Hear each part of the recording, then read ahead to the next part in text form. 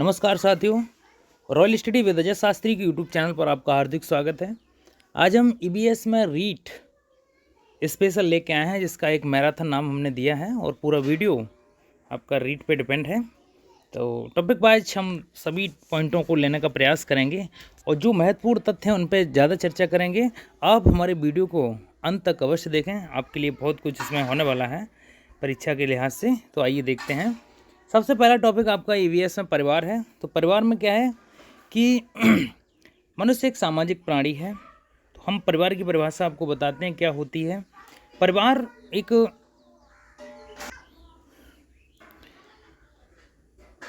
एक छत के नीचे परिवार के सभी सदस्य एक थाली में भोजन करें, वह एक संयुक्त परिवार कहलाता है। और जहाँ 3 पीढ़ियों के लोग जिस परिवार में रहते हैं वो संयुक्त परिवार कहलाता है। वास्तविक परिवार वही होता है, लेकिन कुछ परिवार एकल परिवार भी हैं, जैसे छोटे छोटे परिवार यानी माँ बाप और उनकी संतानें ही होती हैं, तो वो आपके एकल परिवार होते हैं। परिवार की विशेषताएं हैं विवाह एवं यौन संबंध, प्रजनन, साझा निवास, दीर्घकालिक समूह, भावात्मक आधार और सार्वभौमिक संगठन, ये परिवार की विशेषताएं होती हैं। साथ ही परस्पर आर्थिक बंधन, एक दूसरे की मदद करना, परिवार की व्यापकता, परिवार के सदस्यों में उत्तरदायित्व की भावना, सामाजिक संरचना में केंद्रीय स्थिति की भावना, ये सब परिवार के प्रकार हैं। परिवार के प्रकार आपके 2 होते हैं। एक होता है एकल परिवार जिसमें माँ बाप और उनकी संतानें रहती हैं, और दूसरा होता है संयुक्त परिवार जिसमें एक परिवार के 3 पीढ़ियों के सदस्य रहते हैं, जैसे चाचा चाची, दादा दादी, इनका समावेश होता है। संयुक्त परिवार पहले बहुत प्रचलित था, लेकिन अब बदलते युग में एकल परिवार की ज़्यादा देखने को मिलती है। संयुक्त परिवार की समस्याएं क्या होती हैं? इनमें गोपनीय स्थान पर अभाव रहता है, ठीक है, सभी लोग एक साथ रहते हैं। उसके बाद अगला टॉपिक आपका सामाजिक बुराइयां हैं। जो महत्वपूर्ण टॉपिक है उन पर ज़्यादा चर्चा करेंगे और हल्के टॉपिकों पर सिर्फ हम चर्चा करके उन्हें छोड़ दे रहे हैं। अगर आपको नोट चाहिए तो आप हमसे संपर्क कर सकते हैं। हमारा मोबाइल नंबर 6397371963 है, जिस पर हम आपको निःशुल्क PDF प्रोवाइड करा देंगे अगर आप वीडियो पूरा देखते हैं तो। उसके बाद सामाजिक बुराइयों पर चर्चा करते हैं। जो सामाजिक बुराइयां हैं उनमें बाल विवाह एक बहुत बड़ी सामाजिक बुराई है।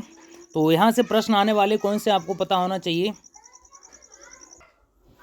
हमारे देश के कानून में लड़कों की 21 और लड़कियों की 18 वर्ष की आयु है। इससे पहले 14 और 18 वर्ष आयु थी। ईश्वरचंद्र विद्यासागर और राजा राम मोहन राय ने इसको प्रथा को रोकने के लिए बहुत से प्रयास किए। 1829 में सती प्रथा का अंत हो गया। बाल विवाह के कारण क्या है? शिक्षा में कमी है। और सबसे महत्वपूर्ण कारण जो मैं आपको बताने जा रहा हूँ वो ये है कि माँ बाप लड़कियों को क्या समझते हैं कि एक बोझ के समान समझते हैं, कि मतलब लड़की की शादी कर दो और अपना बोझ खत्म हो गया। तो ये बहुत बड़ा कारण है। बाल विवाह के कारण है शिक्षा में कमी, गरीबी, लोगों का पिछड़ापन, माता पिता का अपनी जिम्मेदारियों से जल्दी मुक्त होना, ये एक बहुत बड़ी कमी है।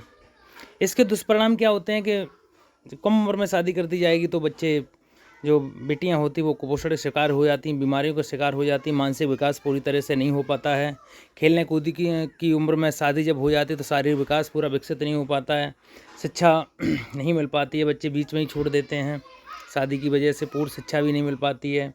बाल विवाह रोकने के लिए काफ़ी प्रयास किए गए। इनमें एक शारदा एक्ट है जो 1929 में बना था। 1929 में राजस्थान के अजमेर जिले के हरबिलास शारदा ने बाल विवाह निषेध अधिनियम पारित किया था। तो सबसे पहले इसमें 14 वर्ष पुरुषों की महिलाओं के लिए और 18 वर्ष उम्र थी, जो अब कम कर दी गई है। 1978 में मतलब उम्र अब बढ़ा दी गई है, यानी 18 और 21 कर दी गई है। 1978 में शारदा अधिनियम में संशोधन हुआ। इसमें विवाह के लिए न्यूनतम कानूनी आयु 18 और पुरुषों के लिए 21 वर्ष हो गई। तो आपको ये सन याद रखनी है, शारदा अधिनियम में संशोधन कब हुआ था? तो 1969 में हुआ। तो वही प्रक्रिया अभी तक चली आ रही है। इस कानून में 1992 में फिर संशोधन हुआ। इसमें अभिभावकों को दंडित करने का प्रावधान दिया गया है जो विवाह करने में समर्थ होते हैं, अपने बच्चों को कम उम्र में विवाह कर देते हैं। बाल विवाह निषेध अधिनियम 2006 बना, जिसमें केंद्र सरकार 2006 में शारदा एक्ट को समाप्त कर दिया और एक नया कानून बनाया जिसका नाम है बाल विवाह निषेध अधिनियम 2006। इस कानून को 1 नवंबर 2007 को लागू किया गया। ये इम्पोर्टेंट फैक्ट है कि मतलब 6 में बना और 7 में लागू हुआ। इस अधिनियम में विवाह के लिए न्यूनतम कानूनी उम्र 18 और पुरुषों के लिए 21 वर्ष रखी गई है। अब हम दहेज प्रथा पे बात करें तो दहेज प्रथा एक सामाजिक अभिशाप है। झूठी प्रतिष्ठा खातिर हम लोग दहेज का वो करते हैं। सामाजिक प्रथा है, नैतिक मूल्य में कमी है, उच्च शिक्षा में कमी है। देखिए दहेज के मेरे व्यक्तिगत कारण क्या हैं, मैं अपने प्रयास रख रहा हूँ, अपने विचार कि जैसे अगर समाज में बिना दहेज के शादी अगर कर ली जाए तो सामाजिक प्रतिष्ठा यानी झूठी शान में उतारी, उन्हें तो शादी में कुछ मिला नहीं, है ना। ये एक बहुत बड़ी कमी है, तो लोग इस वजह से और मांगते हैं, लेकिन मांगना नहीं चाहिए। इसके दुष्परिणाम क्या हैं? दहेज मन मुताबिक न मिलवाने पर महिलाओं पर अत्याचार होते हैं। लड़की वालों का जो परिवार होता है वो धन जुटाने में ही हमेशा कर्जा चुकाता रहता है। दहेज प्रथा को रोकने के लिए प्रयास किए गए, जिसमें दहेज निषेध अधिनियम 1961 शुरू किया गया। 1 जुलाई 1961 को लागू किया गया।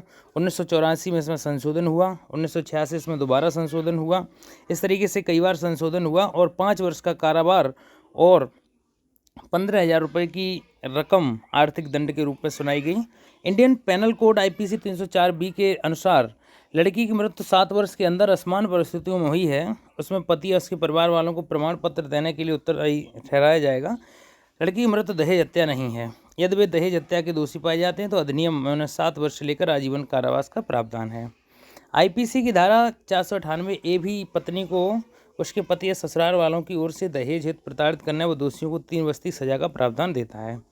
संसद ने 2005 में महिलाओं का घरेलू हिंसा दहेज में मांग की है कि संरक्षण के लिए एक पारित नियम किया था। चोरी, चल संपत्ति, किसी व्यक्ति की चल संपत्ति को छीन लेना ही चोरी कहलाता है। तो इनमें चोरी, लूट, डकैती, आपराधिक न्यास भंग करना ये घटना है।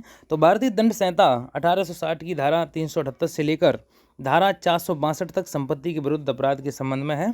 बाल श्रम, किसी रोजगार में लगा देना ही बाल श्रम कहलाता है। यानी जो कम उम्र के लोग हैं, पढ़ने की उम्र में किसी रोजगार में लगा देना बाल श्रम कहलाता है। संविधान के अनुच्छेद 24 के अंतर्गत 14 से कम आयु के बच्चों को किसी कारखाने, खान एवं अन्य खतरनाक उद्योगों में लगाने पर प्रतिबंध लगाया गया है।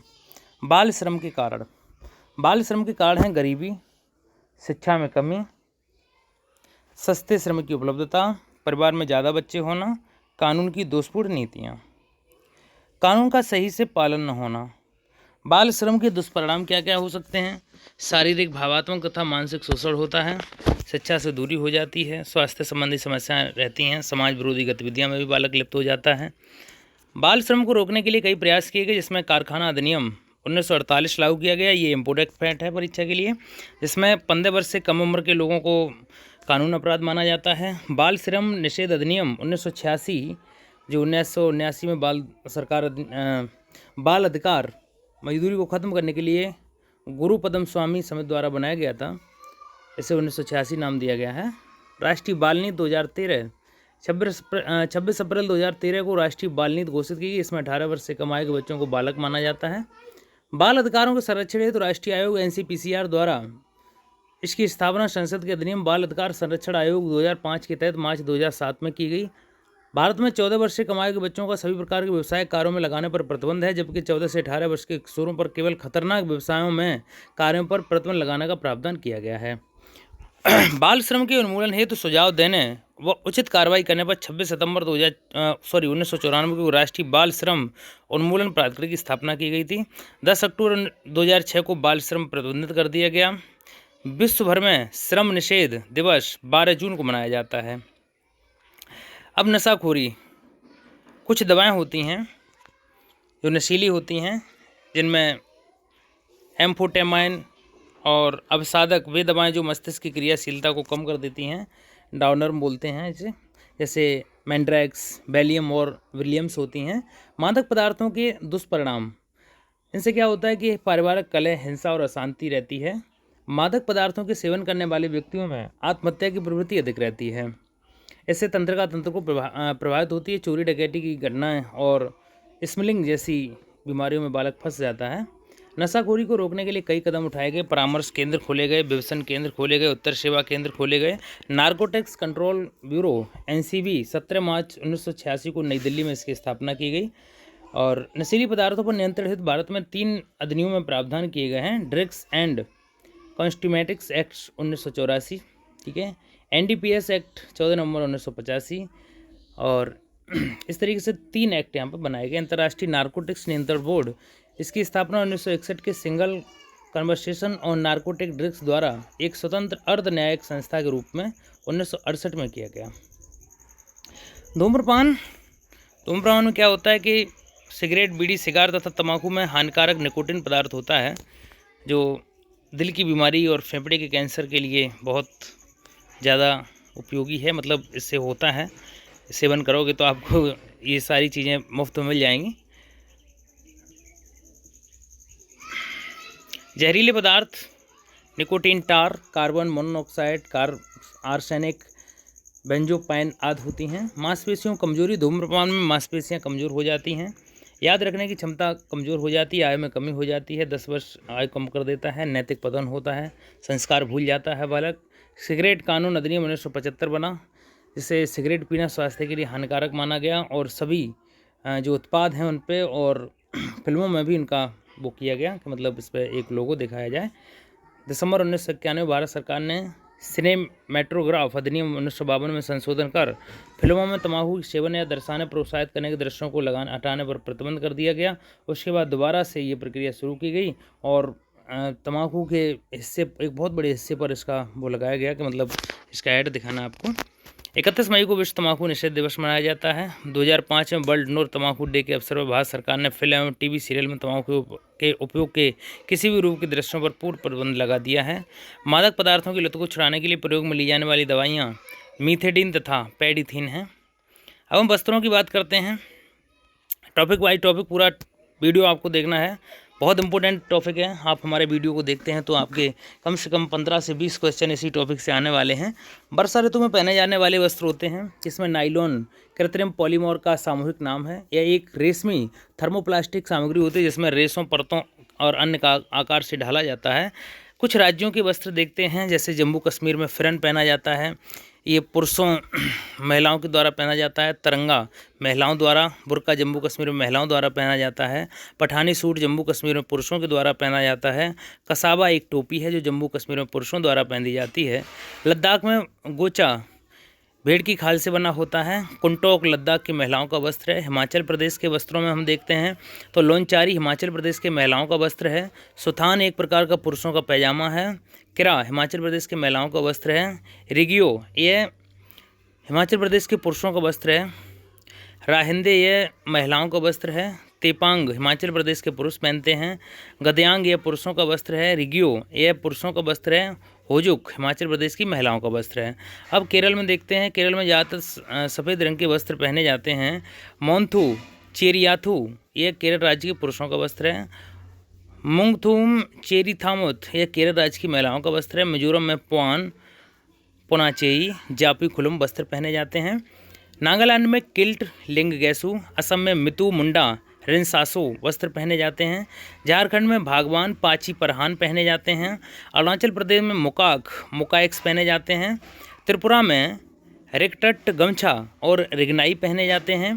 पंजाब में फुलकारी, सरारा, लांचा, तांबा और तहमद पहने जाते हैं। लक्षद्वीप में काची टामत, मणिपुर में खामेन चामटा फेनेक पहने जाते हैं। सिक्किम में थोकरो डूम पहने जाते हैं। गुजरात में गफानी फरहान कांजरी आवा पहना जाता है। मेघालय में डकमांडा और जैनसेम पहने जाते हैं।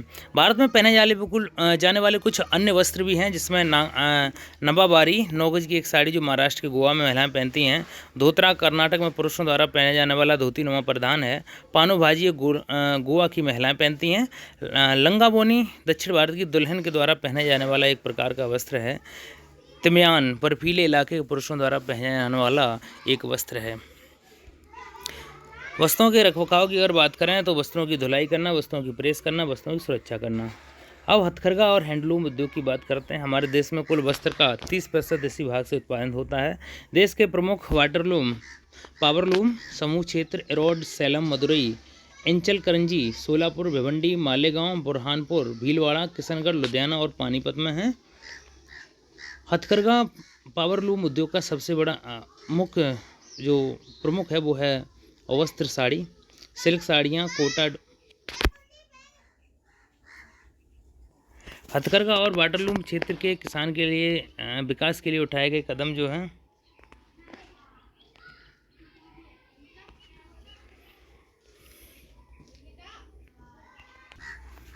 2 अक्टूबर 2005 को महात्मा गांधी बुनकर बीमा योजना का शुभारंभ किया गया। 28 जून 2006 को प्रधानमंत्री ने हथकरघा उत्पादों को स्पष्ट पहचान देने के लिए हैंडलूम मार्क का शुभारंभ किया। आवास पर चर्चा करते हैं, जिसमें मनुष्यों के आवास होते हैं, मिट्टी के घर होते हैं, बांस के घर होते हैं, ईंट के घर होते हैं, इग्लू होते हैं। इग्लू एस्किमो जनजाति के लोग पहनते हैं, गुंबद आकार का होता है। शीतकाल में कड़ाके की ठंड से बचने के लिए इग्लू के अंदर की तरफ दीवारें तथा फ्लोर पर सील मछली की खाल से लगाया जाता है, जिसमें सील मछली की चर्बी जलाई जाती है। इग्लू में एक छोटा द्वार होता है, इस द्वार का प्रयोग लेट कर अंदर बाहर जाने में किया जाता है। टेंट एयर लोगों का अस्थायी निवास का घर होता है। ये अलग अलग क्षेत्र में अलग अलग चीज़ों से बनता है। हाउस बोट यह लकड़ी से बना होता है, जो पानी के ऊपर तैरता रहता है। इनकी छतों पर सुंदर नक्काशी की गई होती है। पिग्मी जाति के आवास, पिग्मी शिकार पर निर्भर रहते हैं। इनकी झोपड़ियाँ मधुमक्खी की छतों की तरह गोल बनाई जाती हैं। झोंपा ये राजस्थानी ग्रामीण क्षेत्र में बने होते हैं। पड़वा राजस्थान के मरुस्थल में बनाए जाते हैं। टापरी या टपरी व डांगला राजस्थान के आदिवासियों का सामान्य घर है। वाखर का ढांचा राजस्थान के ग्रासिया जनजातियों का घर है। मुंसा उत्तराखंड की भोटिया जनजाति का शीतकालीन आवास है। मैथ उत्तराखंड की भोटिया जनजाति का ग्रीष्मकालीन आवास है। ट्यूपिक एस्किमो लोगों के चमड़े के बने तंबू को उनके ग्रीष्मकालीन आवास होते हैं। विस्ताऊ कजाकिस्तान की खिरगिज जनजाति के आवास होते हैं।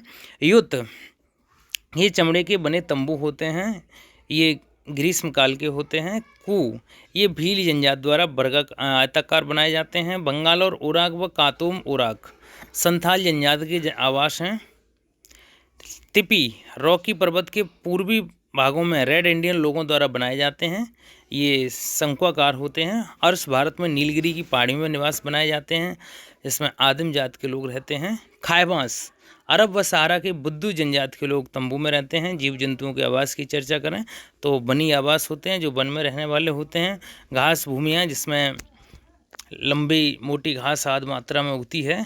यहाँ जानवरों में जेब्रा, जिराफ, हाथी, गजेला, हिरण आदि पाए जाते हैं। प्रमुख घास भूमियों के उदाहरण हैं savanna, prairie, downs, steppe, meadows, llanos, pampas, gran chaco. मरुस्थलीय आवास होते हैं, जिसमें मरुस्थल में रहने वाले जंतु ऊँट, सांप, कछुआ, कंगारू, चूहा आदि हैं। पहाड़ी आवास जिनमें याक, भालू, पहाड़ी बकरियां मिलते हैं। ध्रुवी आवास जिनमें ध्रुवी भालू, रेंडियर, आर्कटिक लोमड़ी और शील, स्नेगूज, आर्कटिक भेड़िया, खरगोश, वाइल्ड ईगल आदि जानवर मिलते हैं। जलीय आवास में ताज़ा जली वाले होते हैं, जिसमें ताजे जल में रहने वाली मछलियाँ, केकड़े, मगरमच्छ, टेडपॉल, मेढक, कैटफिश, सर्फ, ड्रैगन फ्लाई होते हैं। समुद्री आवास जिसमें ऑक्टोपस, स्टारफिश, जेलीफिश, शार्क मछली, व्हेल मछली, समुद्री घोड़ा, समुद्री ड्रैगन, समुद्री कछुआ, मगरमच्छ, समुद्री सांप आदि जीव जंतु मिलते हैं। तटवर्ती आवास जिनमें मैंग्रोव प्रकार की वनस्पति की बहुलता अधिक होती है। बिल कुछ जंतु धरती में बिल बनाकर रहते हैं, जैसे चूहा, सांप, खरगोश, चींटी आदि। घोंसला कुछ पक्षी पेड़ों पर या घरों में घोंसला बनाकर रहते हैं, जैसे बया, बुलबुल, कठफोड़वा आदि। गिलहरी पेड़ की कोटर में, माद में, गुफा में शेर, भेड़िए, लोमड़ी, बाघ, भालू आदि माद गुफा में रहते हैं। केनल कुत्तों का आवास होता है। पेड़ की शाखाएं बंदर, चील, कौआ, टिड्डा आदि की शाखाओं पर रहते हैं। छत्ता मधुमक्खी, बर्रा, ततैया आदि छत्तों में रहते हैं। छप्पर या बाड़ा गाय, भैंस, भेड़, बकरी आदि पालतू जानवरों के लिए बनाया जाता है। बिल खरगोश का घर होता है। अस्तबल में घोड़े रहते हैं। पेड़ की कोटर में कंगारू रहता है। मुर्गी खाना या दबड़ा मुर्गी का घर होता है। बिल्ली का घर कैटरी या कैक कहलाता है।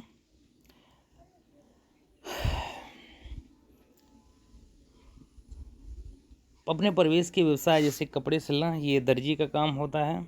सिलाई करने में क्या क्या उपकरण होते हैं? सुइयाँ, धागे, अंगुस्ताना सुई से अंगुलियों की सुरक्षा करता है। फीता, इंचटेप, कैंची, टेलर, चौक, स्केल, मार्किंग व्हील, ड्राफ्टिंग, कागज़ या वाटर पेपर, कटिंग बोर्ड या टेबल, हिप कर्व, ये सब इसमें काम आते हैं। स्क्वायर या एल आकार का स्केल होता है। बागवानी में फल, सब्जियां, कंदमूल, फल से फूल आदि। वर्मी कंपोस्ट किसानों के लिए एक बढ़िया सुविधाजनक होता है।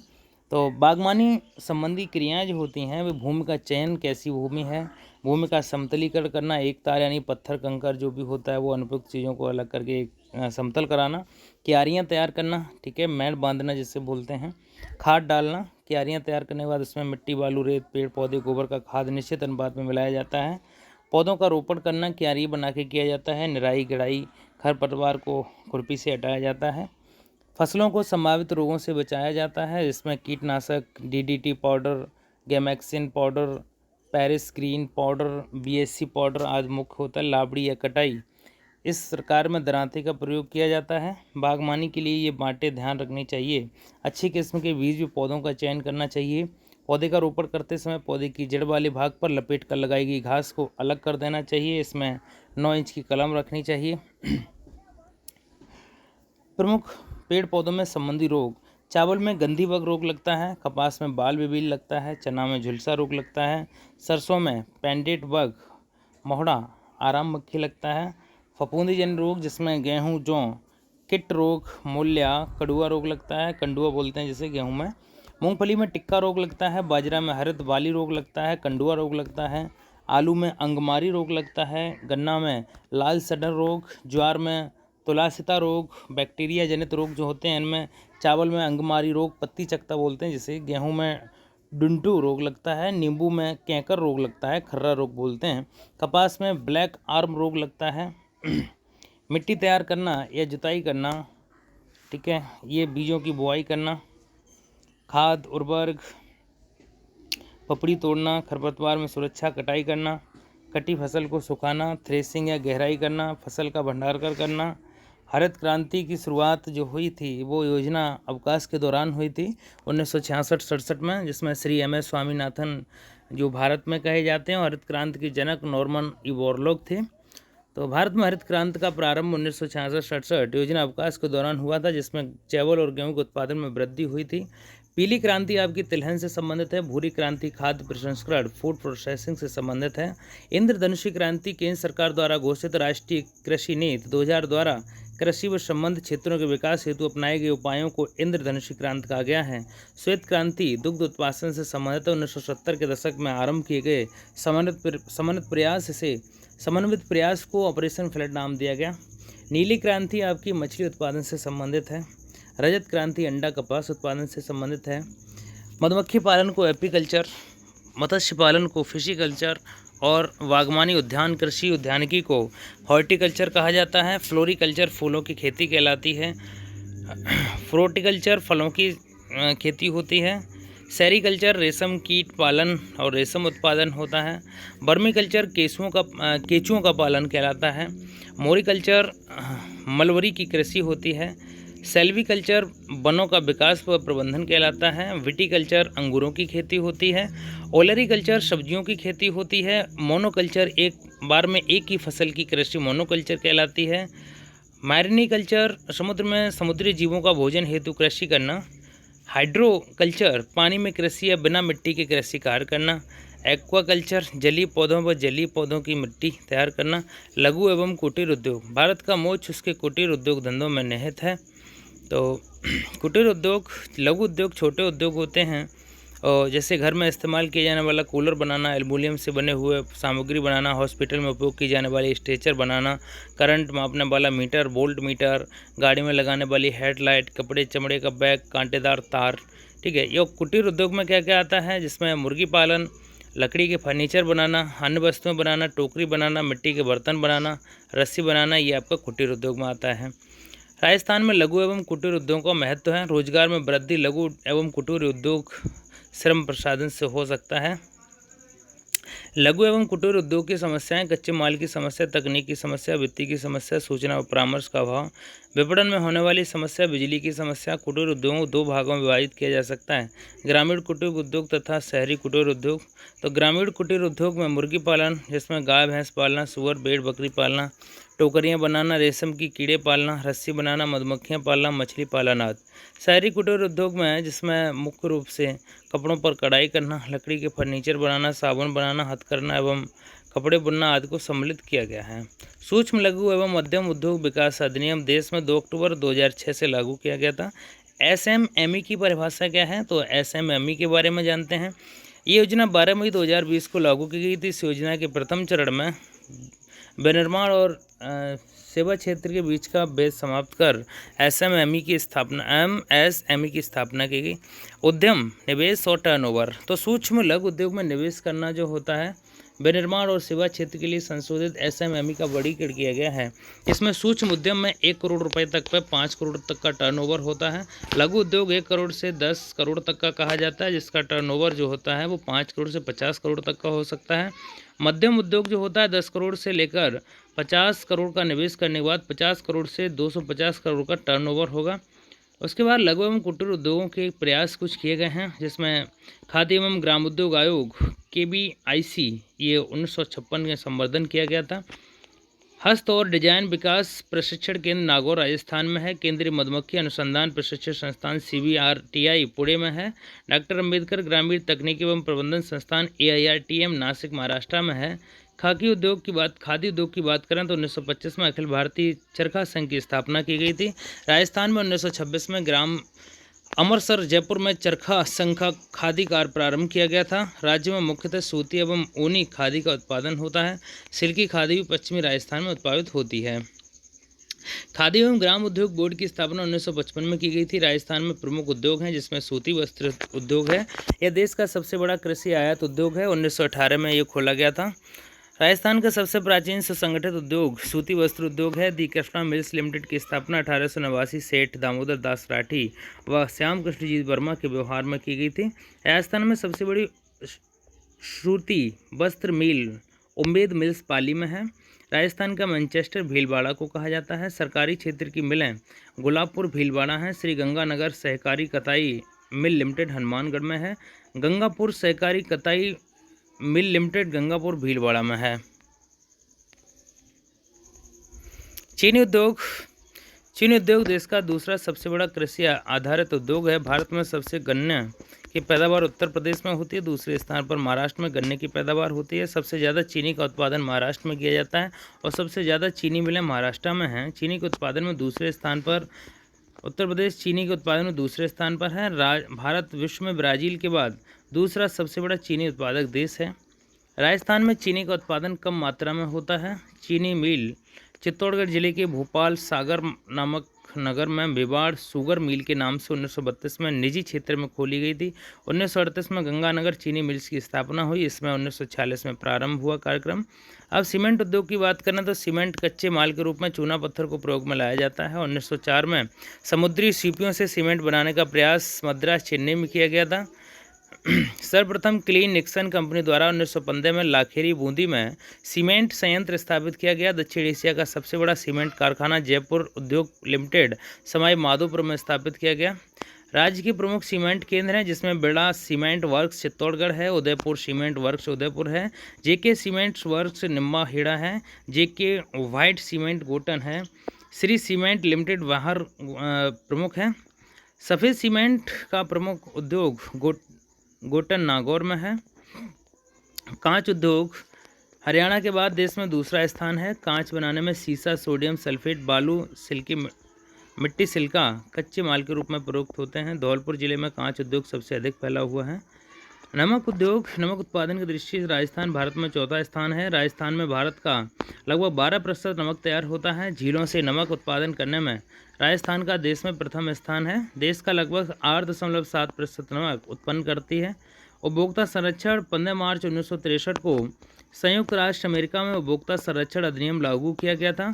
15 मार्च विश्व उपभोक्ता दिवस के रूप में मनाया जाता है। उपभोक्ता संरक्षण अधिनियम 1986 भारत में 24 दिसंबर 1986 को उपभोक्ता संरक्षण अधिनियम पास किया गया, जिसमें 15 अप्रैल 1987 को लागू किया गया था।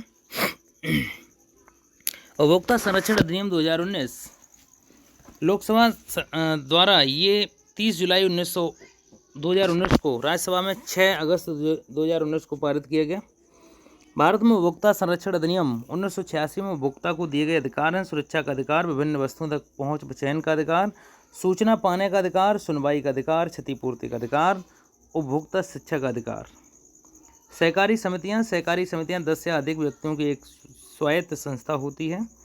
उपभोक्ता भंडार 1904 में मद्रास में खोला गया था। राजस्थान में सहकारिता की शुरुआत अजमेर में हुई थी। वर्ष भरतपुर डीग में बैंक की स्थापना हुई। अक्टूबर 2005 में भिनाय अजमेर में राज्य की प्रथम सहकारी बैंक खोली गई थी।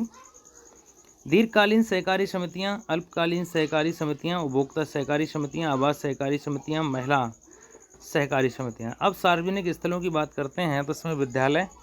शिक्षा के अधिकार कानून 2009 के अनुसार 6 से 14 वर्ष की आयु के सभी बालक बालिकाओं को अनिवार्य एवं निःशुल्क शिक्षा का प्रावधान किया गया है।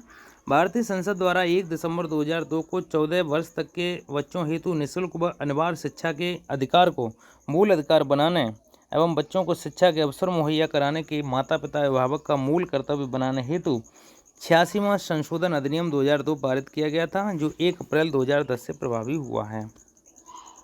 18वीं शताब्दी के उत्तरार्ध में उन्होंने बैथम स्कूल खोले। 1781 में बंगाल के गवर्नर वारेन हेस्टिंग्स के प्रयासों से कलकत्ता में भारत का पहला मदरसा स्थापित किया गया। राजस्थान में 19वीं सदी के प्रारंभिक वर्षों में नगरों में अंग्रेजी शिक्षा प्रणाली पर आधारित शिक्षण संस्थाएं स्थापित की गईं। 1947 में जयपुर की महारानी गायत्री देवी द्वारा जयपुर में लड़कियों का प्रथम पब्लिक स्कूल MDG गर्ल्स खोला गया। 1947 में जयपुर में सवाई मान सिंह मेडिकल कॉलेज एवं राज्य की पहली विश्वविद्यालय राजपूताना विश्वविद्यालय की स्थापना की गई।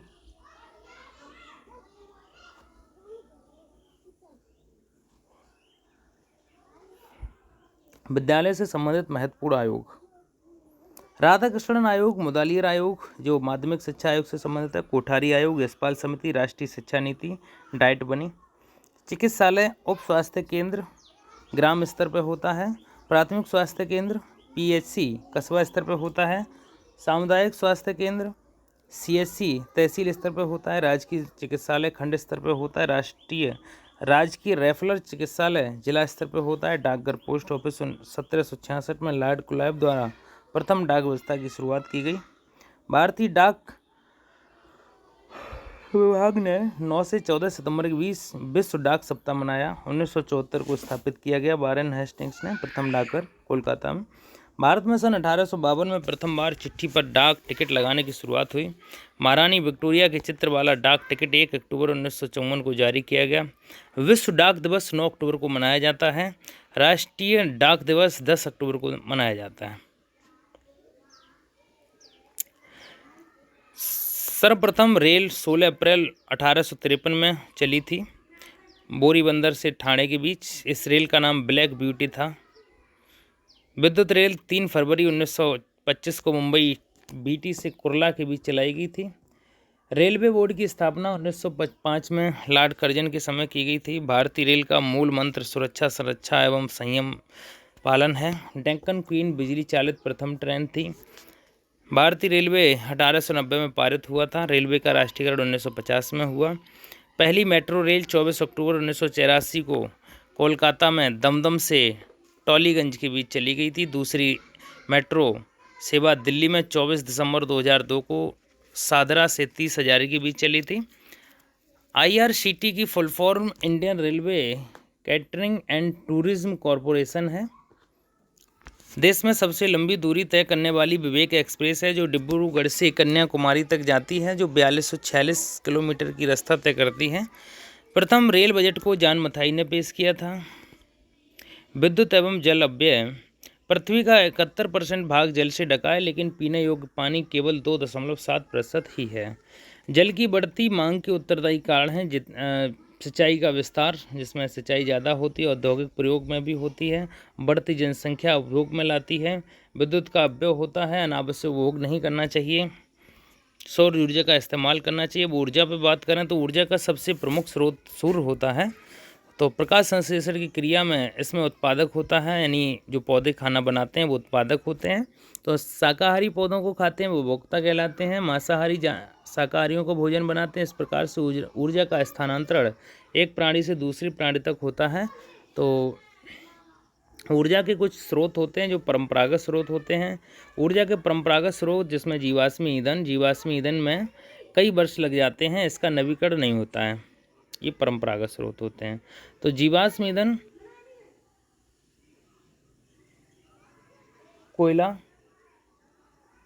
एक ठोस पदार्थ है। हमारे देश में कोयले की खानें बिहार के रानीगंज, झरिया और धनबाद नगरों के पास पाई जाती हैं। दूसरा आपका तेल, ये एक द्रव धातु है। भारत में तेल पश्चिमी तट पर तथा असम की डिगबोई तेल क्षेत्र में पाया जाता है। प्राकृतिक गैस ये विभिन्न क्षेत्रों का मिश्रण है।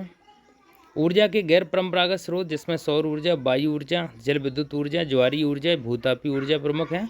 बायोमास से ऊर्जा प्राप्त होती है। अब हम संसद की बात करते हैं। राज्यसभा अनुच्छेद 80 के तहत राज्यसभा में अधिकतम सीट संख्या 250 होगी।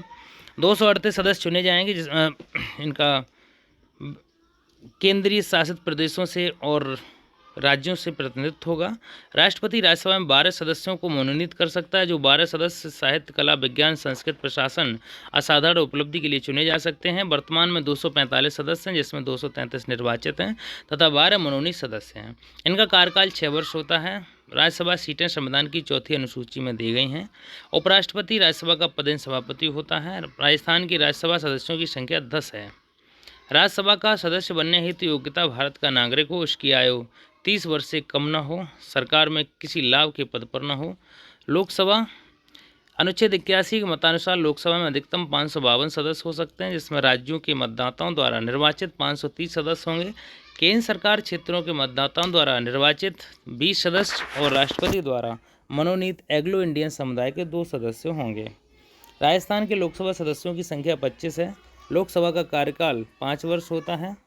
लोकसभा प्रथम अध्यक्ष गणेश वासुदेव मालवांकर थे।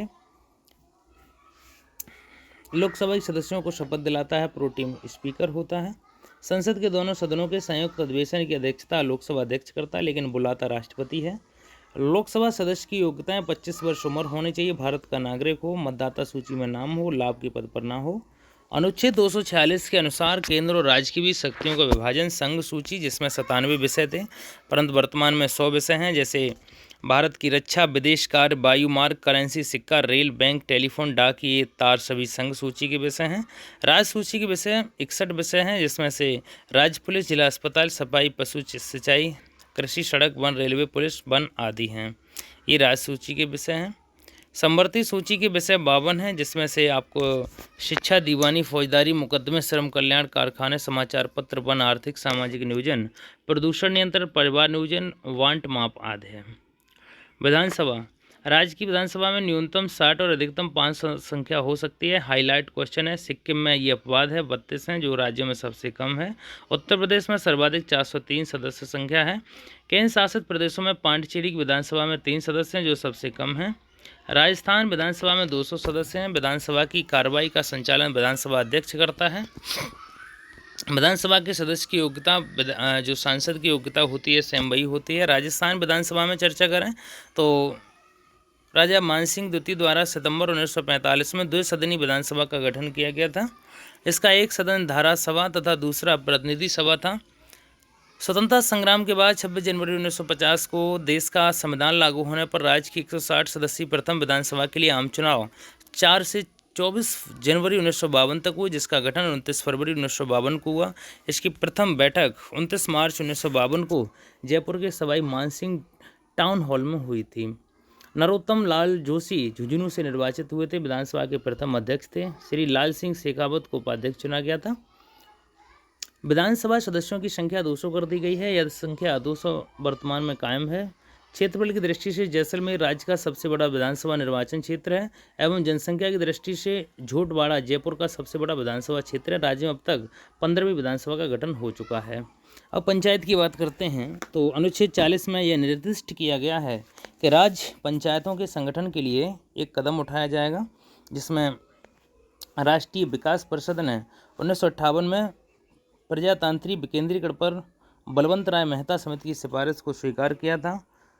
अशोक मेहता ने द्विस्तरीय पंचायती राज व्यवस्था की सिफारिश की है। जवाहरलाल नेहरू ने 2 अक्टूबर 1959 को राजस्थान में नागौर में इसका शुभारंभ किया था। अनुच्छेद 43 खा में त्रिस्तरीय पंचायत राज का प्रावधान है। ग्राम पंचायत स्तर, उप पंचायत स्तर, जिला पंचायत स्तर। ग्राम पंचायत स्तर में गांव में पानी, बिजली, यातायात, शिक्षा, स्वास्थ्य, सफाई आदि सुविधाओं की व्यवस्था करता है। पंचायत समिति ग्राम पंचायतों को मिलाकर एक विशेषज्ञ समिति बनाई जाती है। जिला पंचायत, जिसका गठन लगभग 50,000 की आबादी पर होता है। जिले के सभी पंचायत समितियों के निर्वाचन को प्रमुखता दी जाती है। पंचायती राज पर कुछ प्रमुख समितियां हैं, जिसमें बलवंत राय मेहता समिति, इसका गठन 1957 में हुआ था। अशोक मेहता समिति का 1977 में हुआ था। JBK राव समिति का गठन 1985 में हुआ था। LM सिंघवी समिति का गठन 1986 में हुआ। 64वां संविधान संशोधन 1989 में हुआ। 73वां संविधान संशोधन 1993 में हुआ। राजस्थान में पंचायती राज पे चर्चा करते हैं तो 73 संविधान संशोधन अधिनियम राजस्थान पंचायती राज अधिनियम 1994, पंचायती राज अधिनियम 1966 के अधीन कार्य करता है।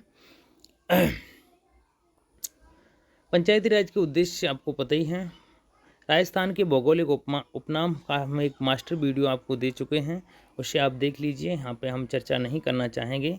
राष्ट्रीय ध्वज आप जानते ही हैं। राष्ट्रीय ध्वज की बात करें तो आपका तिरंगा है, जिसमें इसका अनुपात 2:3 होता है, चौड़ाई और लंबाई का। अगर लंबाई चौड़ाई का पूछा जाए तो 3:2 होगा। ध्वज में सफ़ेद रंग की पट्टी बीचों बीच में होती है, नीले रंग का चक्र बना होता है जिसमें 24 तीलियाँ होती हैं। जुलाई 1946 को इसे स्वीकार किया गया था।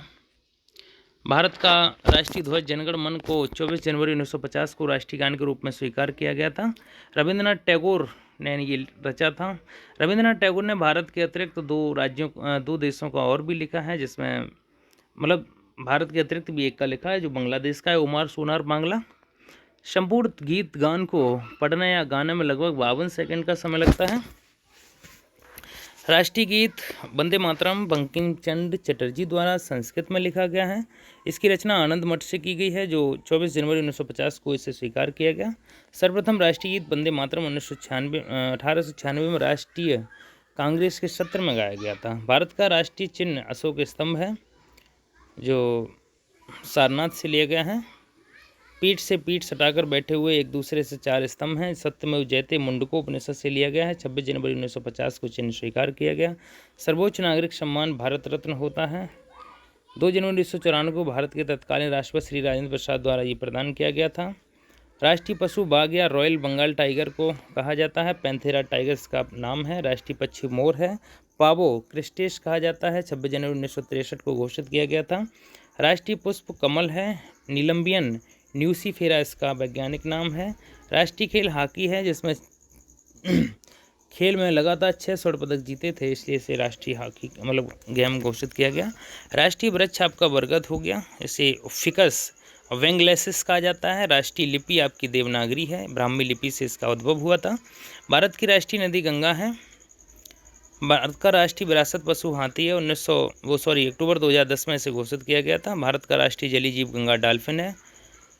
भारत का राष्ट्रपिता महात्मा गांधी को कहा जाता है। सर्वप्रथम 6 जुलाई 1944 को सुभाष चंद्र बोस ने सिंगापुर रेडियो स्टेशन से संदेश प्रसारित करते हुए महात्मा गांधी को राष्ट्रपिता कहकर संबोधित किया था।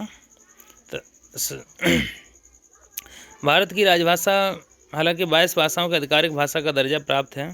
भारत के संविधान के अनुच्छेद 343 के तहत हिंदी भारत की राजभाषा मात्र है। भारत की कोई राष्ट्रभाषा नहीं है। आज हिंदी दिवस है। हम 14 सितंबर को ये वीडियो आपको दे रहे हैं। भारत की राष्ट्रीय मुद्रा रुपया भारत की राष्ट्रीय मुद्रा है। भारत की रुपया चिन्ह को भारत सरकार द्वारा 15 जुलाई 2010 को लागू किया गया था। ये एक डी उदय कुमार थे, उन्होंने ये सिंबल दिया था पैसे का, रुपए का। भारत का राष्ट्रीय फल आम है। मैमीफेरा इंडिका इसका वैज्ञानिक नाम है। सभी फलों का राजा कहा जाता है। भारत का राष्ट्रीय दिवस स्वतंत्रता दिवस, गणतंत्र दिवस और गांधी जयंती घोषित किया गया। इन्हें राष्ट्रीय पर्व भी कहा जाता है। 15 अगस्त को स्वतंत्रता दिवस, 26 जनवरी को गणतंत्र दिवस और 2 अक्टूबर को विश्व अहिंसा दिवस मनाया जाता है। राष्ट्रीय पंचांग शक संवत पर आधारित है। ग्रेगियन कैलेंडर के साथ साथ 22 मार्च 1957 को अपनाया गया। चैत्र भारतीय राष्ट्रीय पंचांग का प्रथम माह होता है।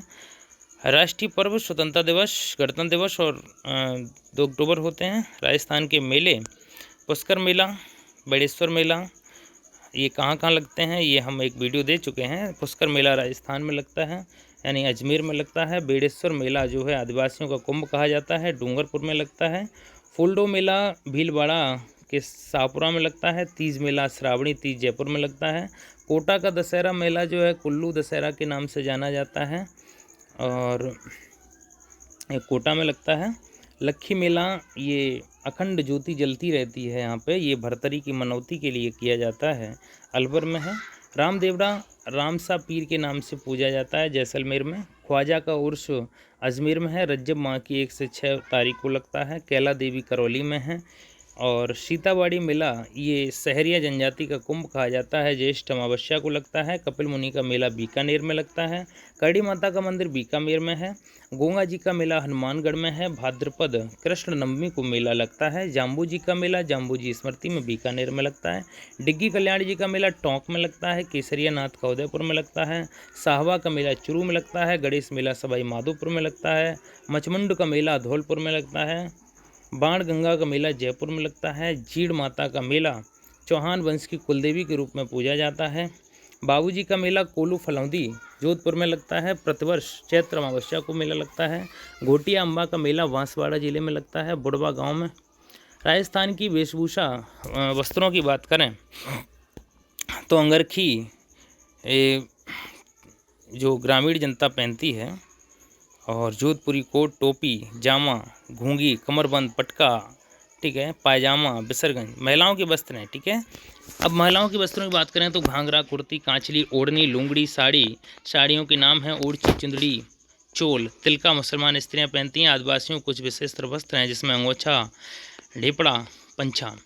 आदिवासी स्त्रियों के वस्त्र जामसाई साड़ी, नांदड़ा, नाला, कटकी, रैनसाई, लगड़ा, ज्वार भांत की ओढ़नी, लहर भांत की ओढ़नी, केरी भांत की ओढ़नी, तारा भांत की ओढ़नी, दामड़ी, पेशवाज, कछाबू, पंछा, चूनड़, फूंदड़ी।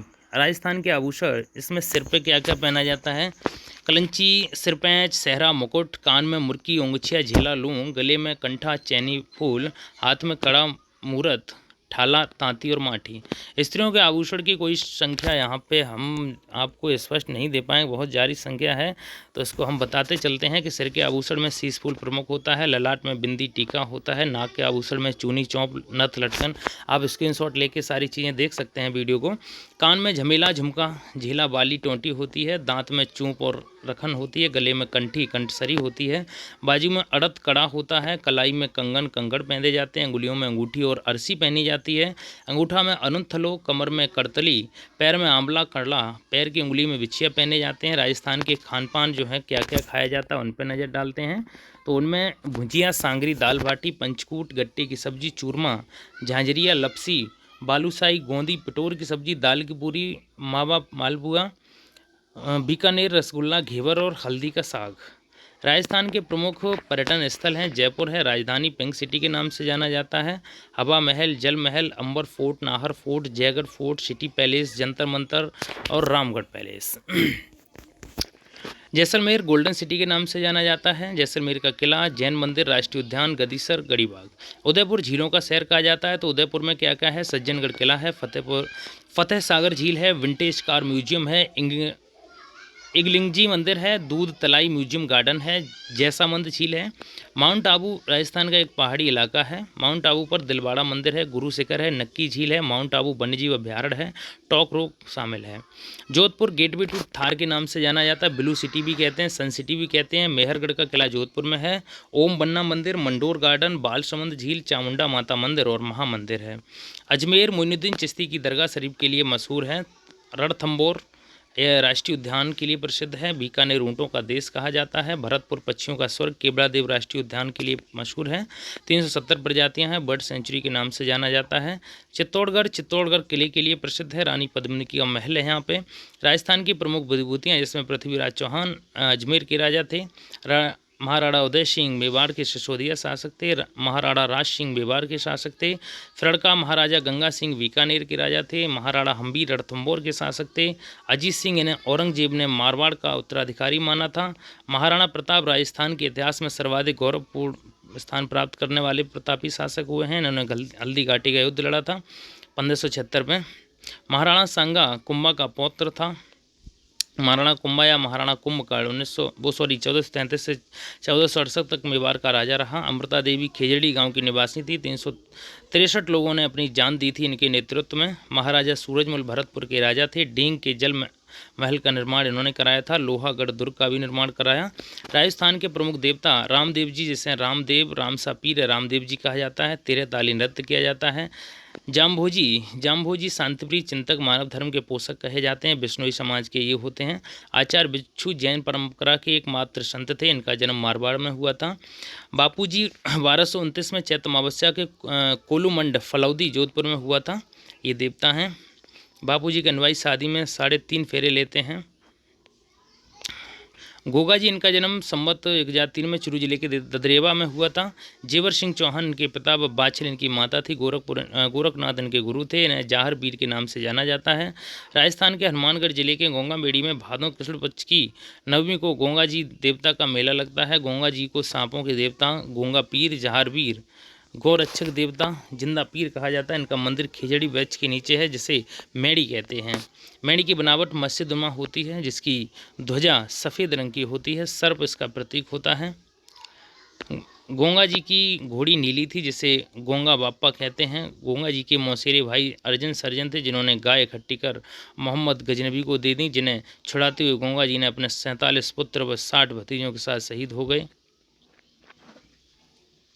गोंगा जी के लिए गांव गांव खिजड़ी, गांव गांव गोगा की कहावत प्रसिद्ध है। वीर तेजा तेजा जी। परिवहन के साधन भूतल परिवहन, सड़क, रेल। जल परिवहन आंतरिक जल, महासागरीय परिवहन, वायु परिवहन, सड़क परिवहन। सड़कों का वर्गीकरण एक्सप्रेसवे केंद्रीय सरकार के राष्ट्रीय राजमार्ग होते हैं। राष्ट्रीय राजमार्ग जो होते हैं, इनमें प्रमुख बंदरगाह, विदेशी राजमार्ग होते हैं। सबसे लंबा राष्ट्रीय राजमार्ग NH-27, जिसकी लंबाई 4112 किलोमीटर है। सबसे छोटा NH-327V, जिसकी लंबाई 1.2 किलोमीटर है। देश में राष्ट्रीय राजमार्गों को सर्वाधिक घनत्व वाला राज्य नागालैंड है। राजस्थान सबसे लंबा राष्ट्रीय राजमार्ग NH-11 है, जिसकी लंबाई 759 किलोमीटर है। ये जैसलमेर से झुंझुनू एवं रेवाड़ी हरियाणा तक है। राजस्थान का सबसे छोटा राष्ट्रीय राजमार्ग NH-19 यानी 919 है। ये अलवर से गुजरता है राजमार्ग।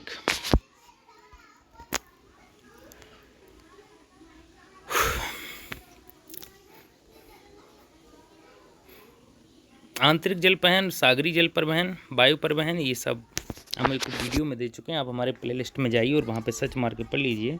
संचार के साधन भी हम आपको एक वीडियो में दे चुके हैं। यातायात एक पूरा टॉपिक हम यहाँ पे दे चुके हैं। आप हमारी वीडियो को देख लीजिए, ठीक है।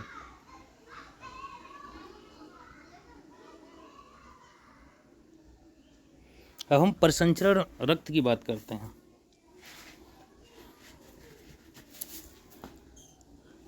रक्त जो ब्लड होता है, रक्त एक तरल से बना, जिसे प्लाज्मा कहते हैं। रक्त में एक प्रकार की कोशिकाएं, लाल रक्त कोशिकाएं RBC होती है, जिसमें एक लाल वर्णक जिसे रेड पिगमेंट होता है, जिसे हीमोग्लोबिन कहते हैं। सभी अंगों में सभी कोशिकाओं में परिवहन करता है। हीमोग्लोबिन की उपस्थिति कारण ही रक्त का रंग लाल होता है। रक्त का थक्का बन जाता है, जिसमें एक अन्य प्रकार की कोशिका की उपस्थिति कारण, जिन्हें पट्टी कालू यानी प्लेटलेट कहते हैं। हृदय, हार्ट। हृदय यह है जो रक्तद्वार पदार्थों के परिसंचरण के लिए पंप के रूप में कार्य करता है, निरंतर धड़कता रहता है। जैसे दायां निलय, ये आप वीडियो में देख सकते हैं। हृदय 4 कक्षों में बना होता है। ऊपरी 2 कक्ष अलिंद कहलाते हैं और निचले 2 कक्ष निलय कहलाते हैं। कक्षों के बीच का विभाजन दीवार ऑक्सीजन परिसर मिलने से होता है। चिकित्सक आपके हृदय स्पंद को नापने के लिए स्टेथोस्कोप का प्रयोग करते हैं। रक्त वाहिनियाँ, शरीर में 2 प्रकार की रक्त वाहिनियाँ पाई जाती, धमनी और सिरा। धमनियाँ हृदय से ऑक्सीजन समृद्ध रक्त को पहुँचाती हैं। धमनियों की भित्तियाँ दीवार मोटी और प्रस्थान होती हैं। प्रति मिनट स्पंदों की संख्या पल्स रेट कहलाती है, जिसमें 72 से 80 स्पंद प्रति मिनट होती है। पादपों में पोषण की वह विधि जिसमें जीव अपना भोजन स्वयं संश्लेषित करते हैं, सुपोषी कहलाते हैं। जंतु एक अन्य जीव पादपों द्वारा संश्लेषित भोजन, जिन्हें विषमपोषी कहते हैं। अमरबेल का पौधा, जिसमें क्लोरोफिल नहीं होता है, ये अपना भोजन उस पादप से प्राप्त करता है जिस पर ये आरोहित होता है। हमारे शरीर के लिए विभिन्न पोषक, इसमें हमारे शरीर में कार्बोहाइड्रेट, प्रोटीन, वसा, विटामिन तथा खनिज लवण हैं। हमारे भोजन में पाए जाने वाले मुख्य कार्बोहाइड्रेट मंड तथा शर्करा के रूप में है। कार्बोहाइड्रेट मुख्य रूप से हमारे शरीर को ऊर्जा प्रदान करते हैं। प्रोटीन की आवश्यकता शरीर की वृद्धि तथा स्वस्थ रहने के लिए होती है। प्रोटीन युक्त भोजन को प्राय शरीर वर्धक भोजन कहते हैं। विटामिन हमारी आँख, अस्थियों, दांत और मसूड़ों को स्वस्थ रखने में सहायता करते हैं। विटामिन कई प्रकार के होते हैं, जिन्हें अलग अलग नामों से जाना जाता है, जिनमें से कुछ को vitamin A, vitamin B, vitamin C, vitamin D, vitamin E और के नाम से जानते हैं। विटामिन बी कॉम्प्लेक्स भी कहते हैं। हमारे शरीर को सभी प्रकार के विटामिनों की अल्प मात्रा में आवश्यकता होती है। विटामिन ए हमारी त्वचा, आँखों से विटामिन सी बहुत से रोगों से लड़ने में मदद करता है। विटामिन डी हमारी अस्थियों, दांतों को कैल्शियम से मजबूत करता है। सूर्य के प्रकाश में विटामिन डी बनता है। चावल में कार्बोहाइड्रेट की मात्रा पोषकों पर अधिक निर्भर करती है। आहारी रेशों तथा जल की आवश्यकता होती है। आहारी रेशे रुक्षांश के नाम से जाने जाते हैं। मुख्य स्रोत जिसमें होता है वो साबुत खाद्यान्न, दाल, आलू, ताजी फल होता है। छिलका उतार कर सब्जियों को बनाने से इनके विटामिन नष्ट हो जाते हैं। महत्वपूर्ण विटामिन खनिज लवण होते हैं।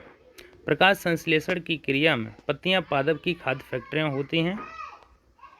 पत्तियों का रहा एक वर्णक होता है जिसे क्लोरोफिल कहते हैं। रुई के धागों के समान संरचना पड़े वह जीव कवक या फंजाई कहलाता है। कवक अचार, चमड़े, कपड़े एवं अन्य पदार्थों पर होते हैं। ईस्ट एवं छत्रक जैसे अनेक कवक उपयोगी भी हैं, परंतु कुछ कवक पादपों, जंतुओं, मनुष्यों में रोग उत्पन्न करते हैं। कुछ कवकों का उपयोग औषधि के रूप में भी होता है। लाइकेन कहे जाने वाले कुछ जीवों में 2 भागीदार होते हैं। इनमें से एक शैवाल होता है जबकि दूसरा कवक होता है। सूक्ष्मजीवी, सूक्ष्म जीवों को 4 वर्गों में बांटा गया है। ये जीवाणु, कवक यानी प्रोटोजोआ एवं शैवाल होते हैं। सूक्ष्म जीव विभिन्न कार्यों में उपयोग किए जाते हैं। इनका प्रयोग दही, ब्रेड एवं केक बनाने में किया जाता है। प्राचीन काल में सूक्ष्म जीवों का उपयोग अल्कोहल बनाने में किया जाता था। सूक्ष्म जीव पाए जाते हैं जिसमें लैक्टोबैसिलस नामक जीवाणु होता है जो दूध को दही बनाने में परिवर्तित करता है। एडवर्ड जेनर ने चेचक के लिए 1798 में चेचक के टीके की खोज की। रॉबर्ट कोच ने सन 1876 में बैलिसस एंथीसिस नामक जीवाणु की खोज की जो एंथ्रेक्स रोग का कारक है। मानव रोग क्षय रोग, खसरा, चिकन पॉक्स, पोलियो, हैजा, टाइफाइड। रोग कारक सूक्ष्मजीव, जीवाणु, वायरस, जीवाणु। हेपेटाइटिस ए वायरस से होता है। मलेरिया प्रोटोजोआ से होता है। मानव में पाचन जो डाइजेशन इन सिस्टम्स होता है वो आहार को शरीर के अंदर लेने की क्रिया अंतर्ग्रहण कहलाती है। हमारे मुख में लाला ग्रंथि होती है जो लाला यानी रस साबित करती है। लाला रस चावल को, मंड को शर्करा में बदल देता है। हमारे दांतों का प्रमुख सेट शैशव काल में निकलता है तथा 8 वर्ष की आयु तक सभी दांत गिर जाते हैं। इन्हें दूध के दांत कहते हैं और ये वृद्धावस्था में प्राय फिर गिरने लगते हैं। अमाशय स्टोमच होता है। अमाशय मोटी भित्ति वाली एक थैलीनुमा संरचना है। यह चपटा एवं जे की आकृति का होता है तथा आहार नाल का सबसे चौड़ा भाग है। एक ग्रसिका से खाद्य प्राप्त करता है।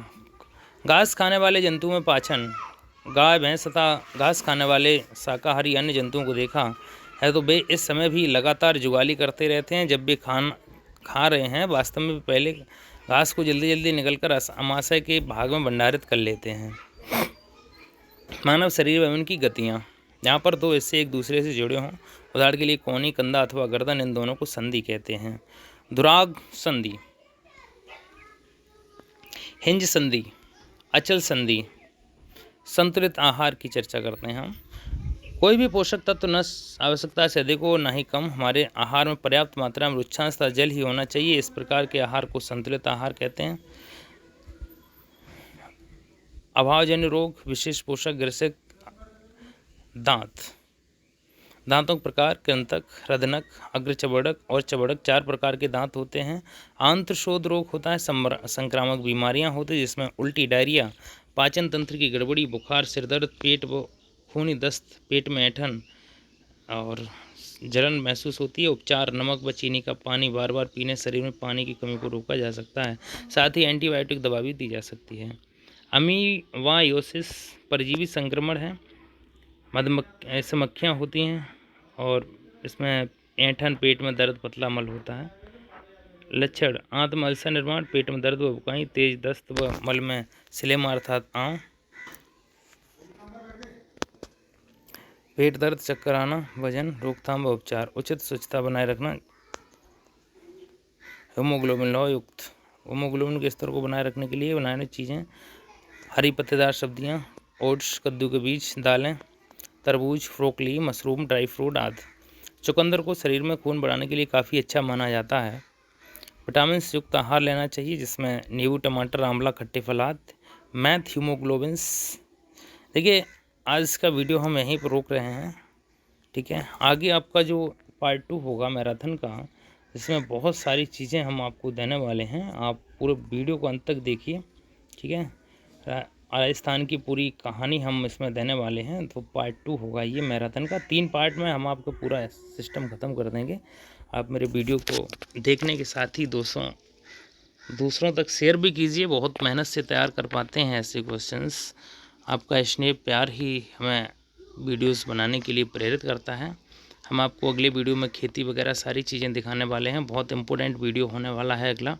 और आपके कम दिन बचे हैं, उस लिहाज से मैंने बहुत अच्छी तैयारी कराई है आपकी। देख सकते हैं आप क्या क्या है, आपको क्या क्या पढ़ना है इसमें, और बहुत सारी चीज़ें हैं। और आप लोग वीडियो पर बने रहें। मेरे चैनल को सब्सक्राइब कर लीजिए, लाइक कीजिए। वीडियो देखने के लिए बहुत बहुत आभार।